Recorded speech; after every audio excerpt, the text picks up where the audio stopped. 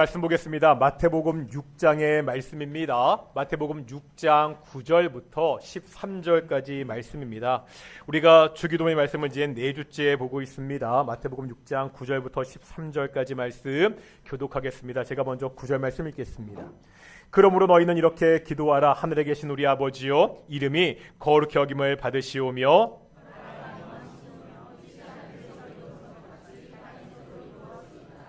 오늘 우리에게 일용할 양식을 주시옵고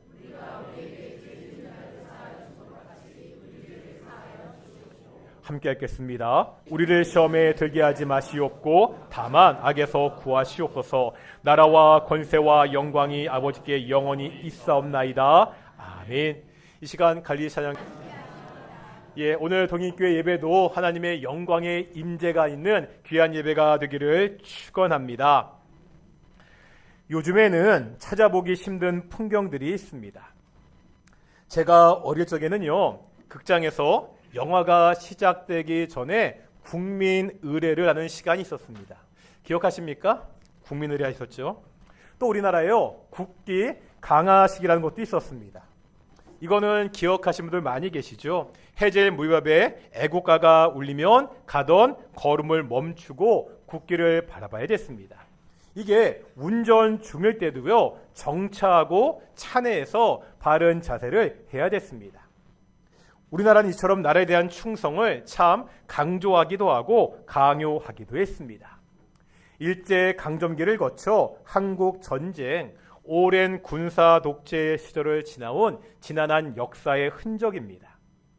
대한민국은 현재 우리가 살고 있는 나라이죠. 이 나라를 사랑하고 충성을 하는 것은 국민으로 당연한 일입니다. 이것은 나라의 국민의 한 사람인 성도들도 마찬가지입니다.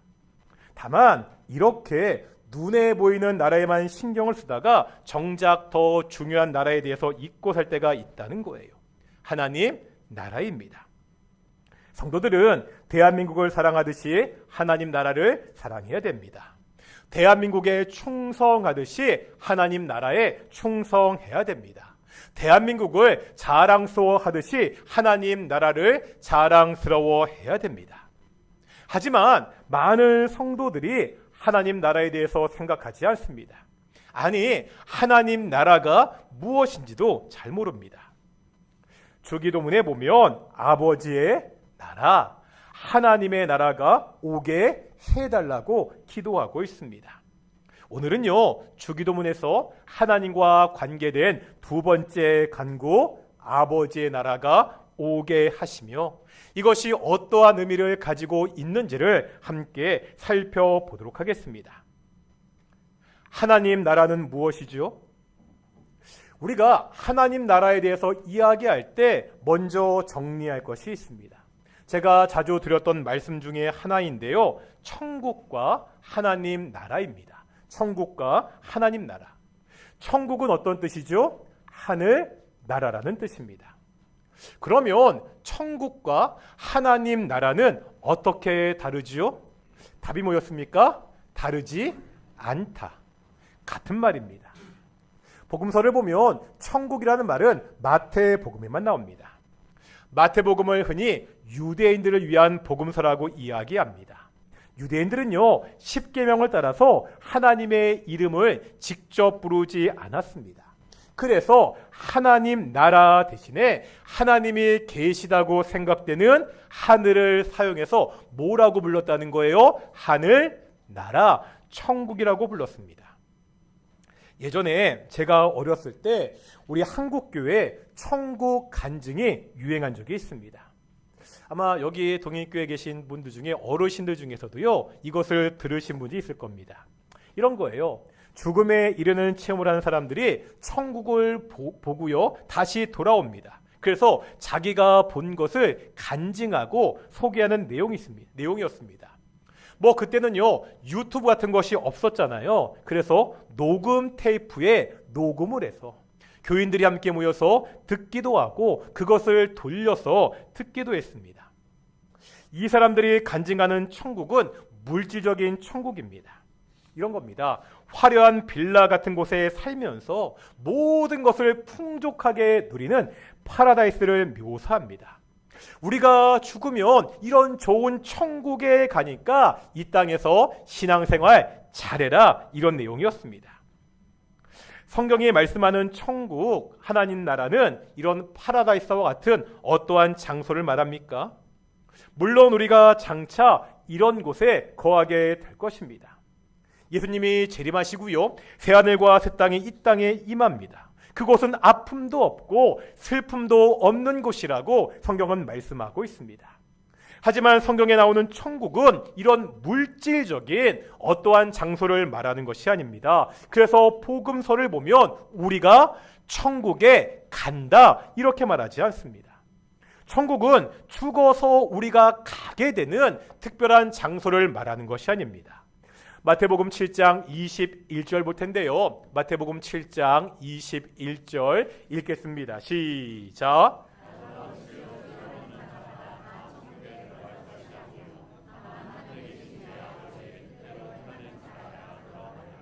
여기에 보니까 천국에 갈 것이다, 이렇게 말하고 있습니까? 뭐라고요? 천국에 뭐 한다고요? 들어가리라. 성경이 말씀하는 천국, 하나님 나라는 죽어서 가는 어떠한 장소를 말하는 것이 아닙니다. 특별한 영역이라는 거예요. 우리가 그곳에 들어가야 된다는 겁니다. 그러면 우리가 들어가야 되는 특별한 영역, 하나님 나라는 어떤 곳이지요? 국가가 성립하기 위해서는 반드시 있어야 되는 세 가지가 있다는 말씀을 드린 적이 있습니다. 먼저 그 국가의 구성원인 국민이 있어야 되죠. 그 다음에 그 국민들이 사는 영토가 있어야 됩니다. 하지만 국민이 있고 영토가 있어도 이것만으로는 부족합니다. 일제강점기를 생각해 보겠습니다. 이때 우리가 일본의 나라를 빼앗겼습니다. 그런데 생각해보면 당시 조선의 백성들은 조선 땅에 그대로 살고 있었습니다. 그런데도 나라를 빼앗겼다는 말은 무슨 말이에요? 나라의 주인이 바뀌었다는 거예요. 더 이상 조선의 왕이 나라를 다스리는 것이 아니라 누가요? 일본의 왕이 조선을 다스렸습니다. 국가가 성립하기 위해서는 국민도 영토도 중요하지만 가장 중요한 것은 나라를 누가 다스리느냐, 주권이 가장 중요합니다. 하나님 나라도 마찬가지입니다. 하나님 나라는 어떤 나라입니까? 하나님이 통치하시는, 하나님이 다스리는 나라입니다.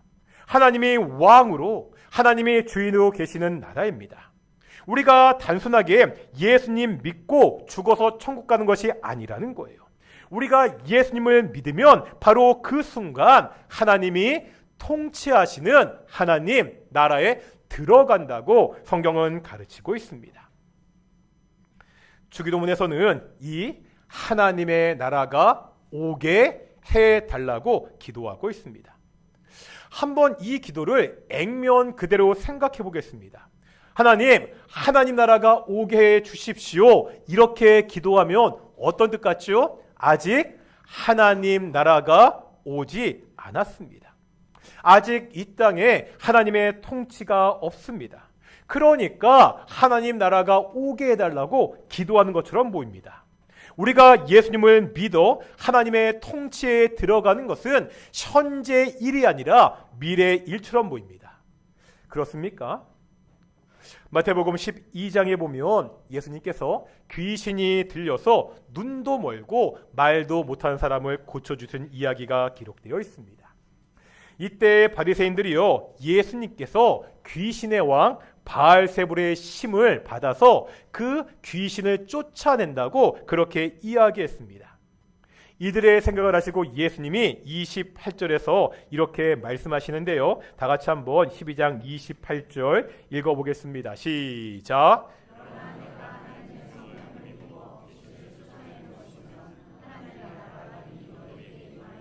아멘. 예수님은 내가 바알세불의 도움으로 귀신을 쫓아내는 것이 아니라 누구의 도움으로? 성령을 힘입어서 귀신을 쫓아낸다고 말씀하십니다. 그러면 이것이 어떠한 증거라는 거예요? 하나님의 나라가 이미 임했다는 증거라는 거예요. 하나님 나라는 예수님이 오심으로 이미 시작이 되었습니다. 예수님의 사역은 이미 하나님의 나라가 이 땅에 임하셨다는 것을 보여주고 있습니다. 이제 예수님을 믿는 사람은 예수님이 오심으로 시작된 이 하나님 나라에 속한 사람들입니다. 예수님을 믿는 사람들은 이미 하나님의 통치 아래 있는 사람이라는 거예요. 그런데 문제가 있습니다. 예수님이 오셨지만 여전히 이 땅에는 악한 자가 힘을 발휘하고 있습니다. 세상이 여전히요 악한 자의 통치를 받고 있습니다. 왜 그렇죠? 아직 하나님의 나라가 완성되지 않았기 때문입니다. 마태복음 13장에 보면은요 곡식과 가라지의 비유가 있습니다. 아시나요? 주인이요 밭에 씨를 뿌립니다. 그런데 원수들이 사람들이 잘 때 그 밭에 와서 가라지를 같이 뿌리죠. 어떻게 되죠? 밭에 보면은 곡식도 자라지만 모두 같이 자라는 거예요. 가라지도 함께 자랍니다. 종들이요 그것을 보고 주인에게 주인님 저 밭에 있는 가라지를 뽑기를 원하십니까? 이렇게 묻습니다. 그때 주인이 뭐라고 대답하죠? 당장에 뽑아라 그렇게 말하지 않고 그냥 투라고 합니다. 가라지를 뽑다가 곡식도 상할 것을 염려하기 때문입니다. 그렇다고 영원히요 곡식과 가라지가 함께 있지 않습니다. 이 가라지가 뽑힐 때가 있다는 거예요. 그게 언제죠? 추수할 때.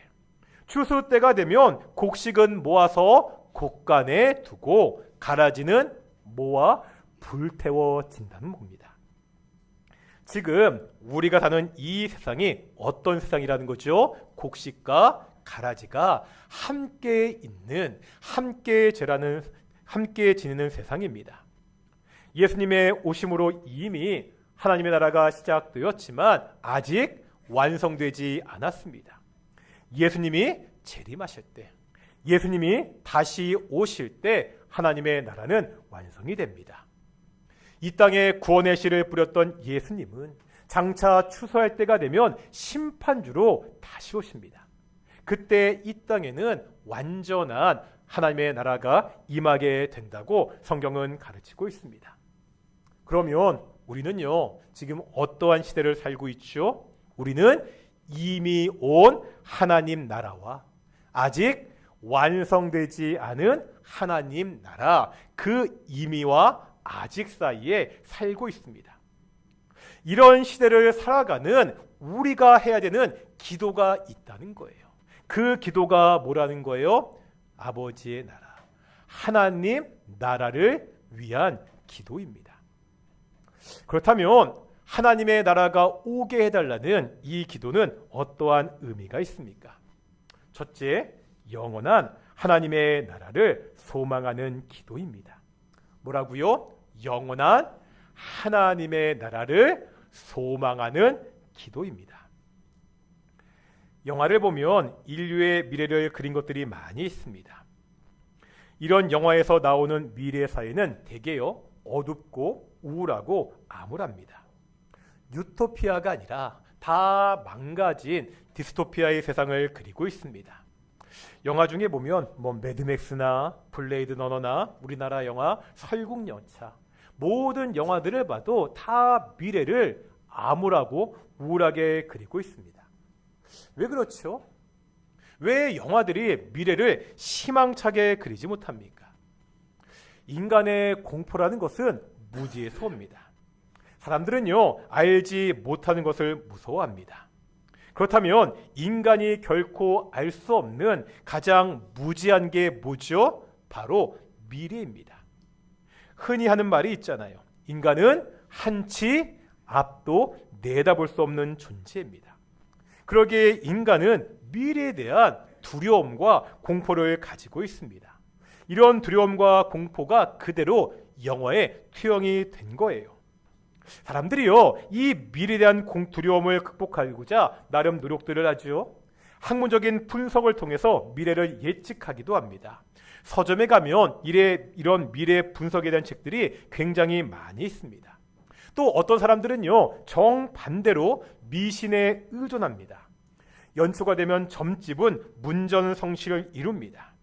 하지만 그 누구도 미래를 정확하게 예측할 수 없다는 거예요. 하지만 예수님을 믿는 우리들은 미래에 대한 이런 두려움을 가질 필요가 없습니다. 왜 그렇죠? 성경은 우리의 미래에 대해서 너무나 확실하게 말씀하고 있기 때문입니다. 히브리서 9장 27절 보겠습니다. 히브리서 9장 27절입니다. 읽겠습니다. 시작.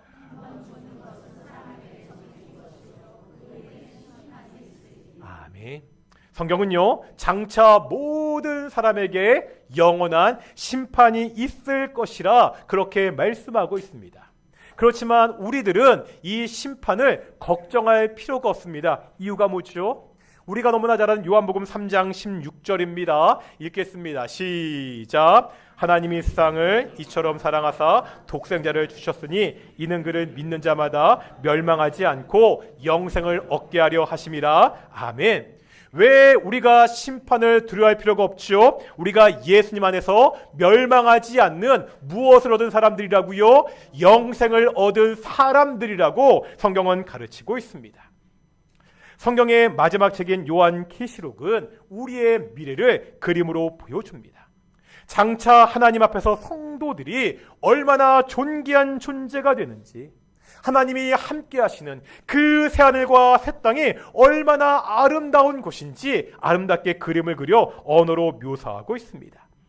그런데 이 요한계시록 마지막은 어떻게 끝을 맺습니까? 계시록 22장 20절입니다. 계시록 22장 20절 읽겠습니다. 시작.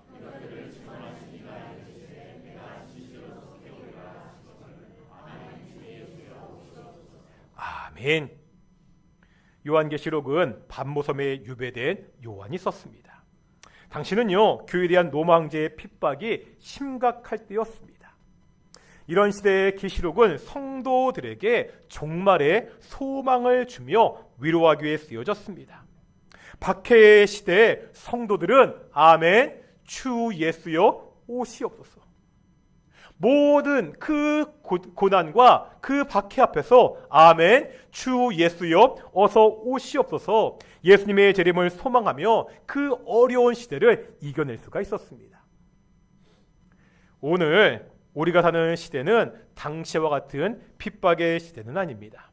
그러다 보니까 영원한 하나님의 나라에 대한 소망보다는 이 땅의 소망을 두고 살아가는 사람들이 많이 있습니다.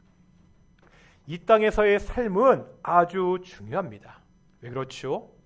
이 땅에서의 삶을 통해 우리의 영원한 삶이 결정되기 때문입니다. 그렇다고 이 땅의 소망을 두고 살지는 말아야 됩니다. 장차 임할 영원한 하나님의 나라를 소망하면서 그 나라가 임하기를 기도하며 살아야 됩니다. 성경은요, 이미와 아직 사이 이 땅에 살아가고 있는 우리의 성도의 삶을 뭐에 비유하고 있죠? 나그네. 우리가 나그네라고 그렇게 말씀하고 있습니다. 우리가 사는 이 땅은요, 우리가 영원히 거할 집이 아니라는 거예요. 잠시 거쳐가는 곳입니다. 이 잠시 거쳐갈 곳을 영원히 살 집처럼 여기고 살지 말라고 말씀하고 있습니다. 나그네는 짐이 많으면 안 됩니다. 나그네가 짐이 많으면 말 그대로 짐이 됩니다. 사람들이 영원한 집으로 가는 이 나그네 길에 많은 짐을 지고 살아갑니다. 많은 짐에 욕심을 내잖아요. 돈에 대한 욕심, 성공에 대한 욕심, 명에 대한 욕심 등 이런저런 욕심으로 점점점 그 등에다 많은 짐을 메고 살아갑니다. 그러다 보니까 등을 펴서 영원한 고향을 바라보지 못하고 그 짐에 눌려 이 땅만 바라보고 살고 있습니다. 지금 우리가 사는 이 세상은 우리의 소망이 될 수가 없습니다. 우리의 소망은 영원한 하나님의 나라입니다. 이 땅은요, 소망의 땅이 아니라 사명의 땅입니다. 영원한 하나님의 나라를 소망하며 사명으로 우리가 살아가야 됩니다. 잠시 머물 이 땅에 소망을 두지 않고 영원한 하나님의 나라의 소망을 두며 매일같이 살아가는 귀한 동인의 성도들이 되시기를 축원합니다. 두 번째로요, 하나님의 나라가 오게 해달라는 기도는 하나님 나라의 확장을 위한 기도입니다. 말씀드렸죠. 예수님이 오심으로 이 땅에 하나님의 나라가 이미 시작이 되었습니다. 언제 다시 완성이 된다고요? 예수님이 다시 오실 때 하나님의 나라는 완성될 것입니다. 이 이미와 아직 사이에 살고 있는 우리가 해야 되는 중요한 일이 있다는 거예요. 그게 뭐냐? 하나님 나라의 확장입니다. 우리가 이것을 위해 기도하고 노력해야 됩니다. 문제는요, 이 하나님 나라의 확장이라는 것을 오해할 수 있다는 거예요. 그런 말씀 드린 적이 있습니다. 선교지에 가면 땅밟기 기도라는 것을 많이 합니다. 들어보셨죠? 그 땅을 밟고 기도하는 것. 저는요, 이 땅밟기 기도 자체가 잘못되었다고 생각하지 않습니다. 선교지에 가서 땅을 밟고 그 현장을 보고 기도하면 우리가 더 간절하게 기도할 수 있습니다. 이것은 좋은 일입니다. 다만 이 땅밟기 기도에 대해서 이렇게 오해할 수 있다는 거예요. 제가 뭐라 말씀드렸죠? 영적인 땅 따먹기처럼. 이 땅밟기 기도를 영적인 땅 따먹기처럼 생각할 수 있다는 거예요. 지금요, 악한 영이 지배하는 땅에 와서 기도합니다. 그러면 그 악한 영의 세력은 물러나고 그만큼 하나님 나라가 넓어지는 그런 그림을 그린다는 거예요. 하나님의 나라가 확장되는 것은 이런 그림이 아닙니다. 눈에 보이지 않는 영적인 경계선이 있어서 서로 힘으로 밀고 당기는 이러한 영적 싸움이 아니라는 거예요. 하나님의 나라는 어떤 나라라고요? 하나님이 통치하시는 나라입니다. 그러면은요, 하나님의 나라가 확장된다는 것은 어떤 뜻이 되죠? 하나님의 통치를 받는 백성들이 한 명씩 늘어가는 것입니다. 어떤 사람이 하나님의 통치를 받는다고요? 예수님을 믿고 하나님을 왕으로 인정하며 사는 사람입니다. 그러면은요, 하나님의 나라가 확장된다는 말은 어떤 뜻이 되는 거죠? 예수님을 믿는 사람들이 한 사람 한 사람 늘어가는 것입니다. 하나님의 나라 확장을 위해 노력하는 것은 다시 말하면 우리가 복음을 전해서 사람들이 예수님을 믿도록 하는 것입니다. 그러면 이 시대에 우리가 해야 될 일은 뭐라는 거예요? 우리가 가장 많이 사용하는 말, 전도해야 됩니다. 우리가 이 전도를 위해서 기도해야 됩니다. 예수님이 재림하시기 전에 한 사람이라도 이 예수님을 믿고 구원받도록 해야 됩니다. 이것이 이미와 아직 사이를 살고 있는 우리에게 주어진 너무나 중요한 사명이라고 성경은 가르치고 있습니다. 그런데 오늘날 한국 사회에서 전도가 참 힘들다고 이야기합니다. 최근에 각종 SNS에 많이 퍼진 그 통계표가 하나 있습니다. 한국에 있는 종교에 대한 호감도 조사입니다. 많이들 보셨을 겁니다. 비개신교도인 1,094명에게 종교에 대한 호감도를 물었습니다. 그 결과를 보면 불교에 대해서 호감을 가지고 있다는 사람들이 52.9%였습니다. 천주교는요 48.5%였습니다. 반면 개신교에 대해서, 한국 교회에 대해서 호감도를 가진 사람들은 14.3%였습니다. 한국에 있는 주요 종교 중에서 교회에 대한 호감도가 현저히 낮았습니다. 또 다른 질문은 교회에 대한 신뢰도였습니다. 10명 중에 6명은 교회를 신뢰하지 않는다고 대답했습니다. 그래도 신뢰하다고 생각한다는 대답이 27%에 불과했습니다. 왜 한국 사회에서 교회의 이미지가 이렇게 되었습니까? 처음 복음이 전해질 때와 지금 복음이 달라진 것은 전혀 없습니다. 우리의 죄를 대신하여 십자가에서 죽으시고 부활하신 그 예수님을 믿어야 구원을 받는다는 이 복음의 핵심은 전혀 바뀐 것이 없습니다. 오늘날 한국 사회에서 복음 전도가 힘들어진 것은 복음에 문제가 있어서가 아니라는 거예요. 뭐에 문제가 있어서? 복음을 전하는 사람에게 문제가 있어서입니다. 그래서 다시 한번 하나님의 나라가 오게 해달라는 이 기도의 의미를 생각해 봐야 됩니다. 이 기도는요, 세 번째로 우리가 이 땅에서 하나님의 통치에 따라 살겠다는 결단의 기도입니다. 어떤 기도라고요? 바로 내가 뭐에 따라서? 하나님의 통치에 따라 살겠다는 결단의 기도라는 거예요. 우리가 하나님 나라 백성이 된다는 것은 무슨 단체의 멤버십을 갖는 것이 아닙니다.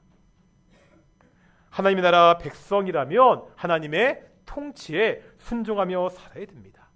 우리가 살아가는 삶의 모습이, 우리가 살아가는 그 모양이 세상과는 달라야 된다는 거예요.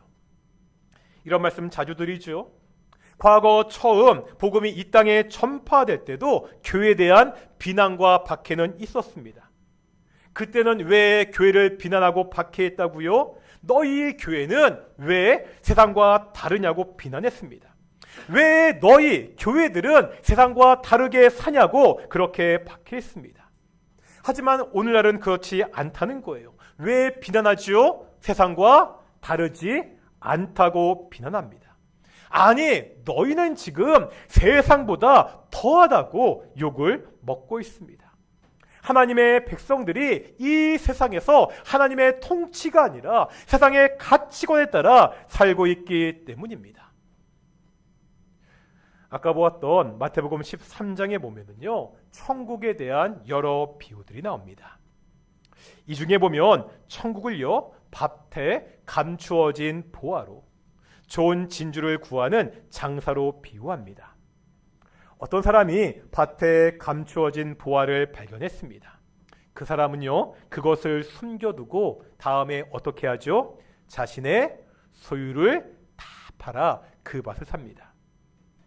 좋은 진주를 구하는 장사가 정말 값진 진주를 하나 발견하게 됩니다.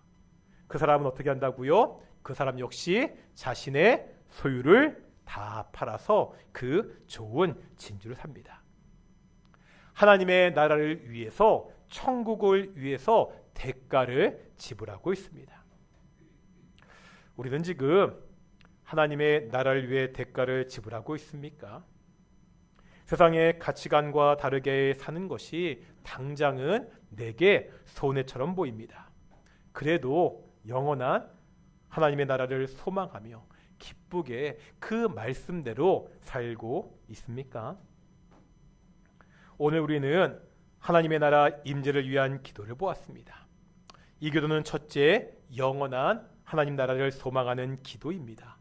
두 번째, 하나님 나라 확장을 위해 전도하겠다는 결단의 기도입니다. 셋째, 이 악한 세상에서 하나님의 통치에 따라 하나님의 뜻대로 살겠다는 다짐의 기도입니다. 우리가 주기도문 하면서 아버지의 나라가 오게 하시며 기도할 때마다 이렇게 다짐하는 성도들이 되시기를 소망합니다. 영원한 하나님 나라를 소망하며 오직 그리스도의 예수의 복음을 전하면서 하나님의 통치에 따라 하나님의 뜻대로 살아가는 귀한 동인의 성도들이 되시기를 축원합니다. 우리는 주의 백성이오니 찬양하시면서 우리 기도하며 나아가겠습니다.